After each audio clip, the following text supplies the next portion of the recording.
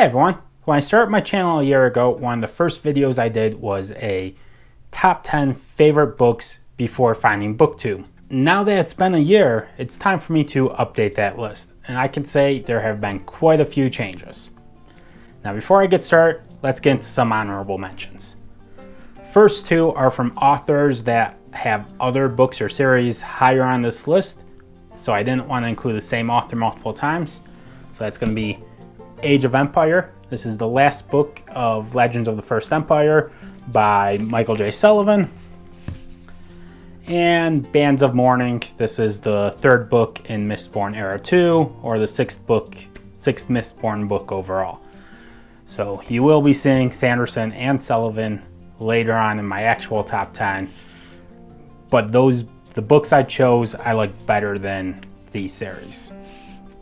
All right, so the next 4 books that I have as honorable mentions are all books I really liked when I read them, but it's been a long time since I've done a reread, and I'm not sure how they hold up in comparison to my current top 10. So I would need to reread these and get familiar with them again before I feel comfortable placing them on the top 10 list.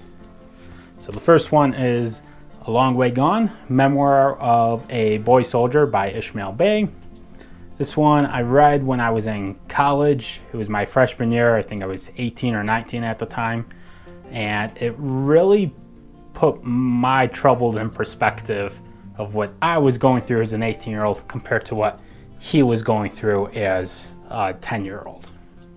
The next book is Fall of Giants by Ken Follett. This is a historical fiction book. It follows a bunch of different families from different countries during World War I and how all of their stories are intertwined and the role that they all play during the war. The third, or I guess fifth honorable mention is The Girl with the Dragon Tattoo. This is a thriller that I really liked when I read it, but again, I think it's been almost 10 years since I've read this. So it's hard to say if I'll still like it as much as I did when I read it the first time. And the last honorable mention I have is Flowers for Algernon. This is a book I first read in high school, and I really liked it in high school, and I reread it a few years ago, and I still really liked it. So you know what? I'm going to change my mind, and this is now going to be number 10 on my top 10 list. So again, ask me any day and my top 10 list is going to change. But going into this video, this was a very close honorable mention. Now that I think about it, it's going to be number 10. The emotional impact and just the writing in this book, it's just phenomenal. It's obviously still one of my favorites, and seeing how I did pick it up a few years ago and thought it was just as good as when I read it in high school, this is probably one that no matter where I'm at in my life when I reread this, it's gonna be just as good as the first time. Which means my number 10 book that I had planned is actually gonna be an honorable mention, and that's gonna be Rage of Dragons.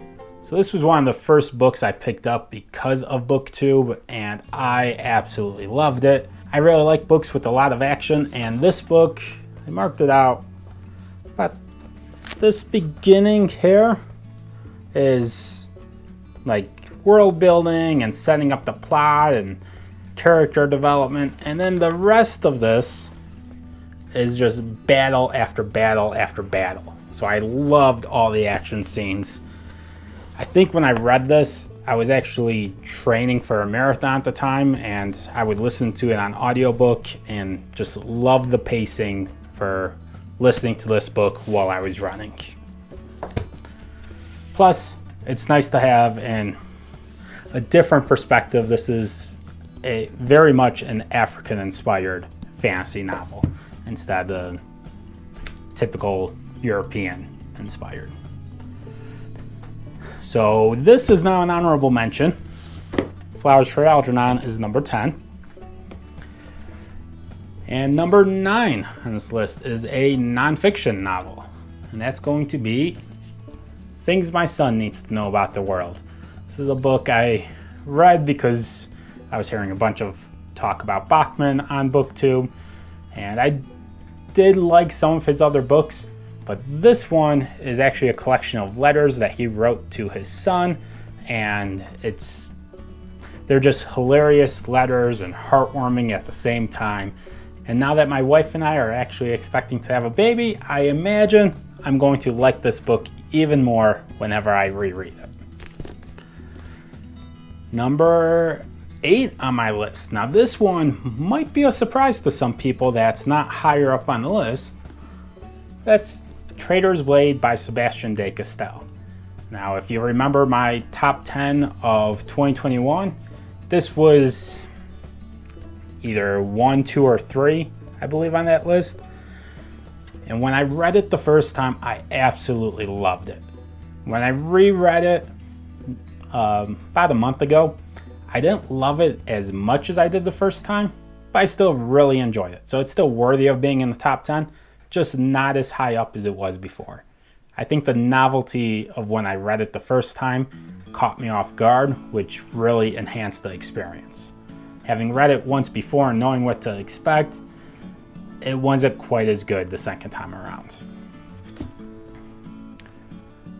Number 7? 10, 9, 8? Yeah, number 7 on the list. It's going to be The Martian by Andy Weir. This is another book. I've reread this one several times and I've enjoyed it every time. It's another one of those books that I just get the feeling no matter how often I reread this book, I'm going to love it. I know a lot of people prefer Project Hail Mary over The Martian, but for me, this is my favorite of his books, and it's not even close. Number 6 is another timeless classic that no matter how many times I reread, I'm sure I'll enjoy. That's going to be Lord of the Rings. I don't know what to say about Lord of the Rings that hasn't been said, so number 6 on my list, and let's move on to number 5. In Harm's Way by Doug Stanton. This is a nonfiction novel about the sinking of the USS Indianapolis during World War II. It is a thrilling and terrifying story. The survivors of this, they just experience one nightmare after another. And for 60 hours, they were lost in the Pacific Ocean with no one even looking for them. So if you want to get into nonfiction, this is one I highly recommend, especially coming from fantasy, because quite a few of the things that they experience are very much unbelievable. Number 4 on the list. Heir of Navran. This is the final book in Rhaenyra Revelations. So it has one of the most satisfying endings I've ever experienced from a fantasy series, and part of that is due to the fact Michael J. Sullivan writes his whole series before he publishes the first book. So that way he can make sure everything ties up in a nice little knot. There's no loose ends and just everything flows perfectly. And the last books in his series are always phenomenal. So highly recommend this. I'm currently going through all of his books in chronological order, so I am interested to see if after I read through the Rise and Fall series and then reread Rhaenyra Chronicles and Rhaenyra Revelations, if I like this as much as I did the first time. But since I haven't gotten to that point yet, I still only have my first impression, which was phenomenal, so it stays at number 4 on the list. And now for the top 3, which some of you have probably guessed at least 2 of those books. Number 3 on the list is going to be Just Mercy by Bryan Stevenson. He has dedicated his practice to representing those that are on death row and wrongly accused and just couldn't afford good representation. And it's heartbreaking, the stories that he tells. But it's also one that I highly recommend at least all Americans to read, to see a little bit of how our justice system really works. And number 2 on my list is going to be Turncoat Book 11 of the Dresden Files. I know a lot of people are going to say Deadbeat, Changes, or Skin Game, which are all great books. I love most of the books in the Dresden Files. But for me, this was the one that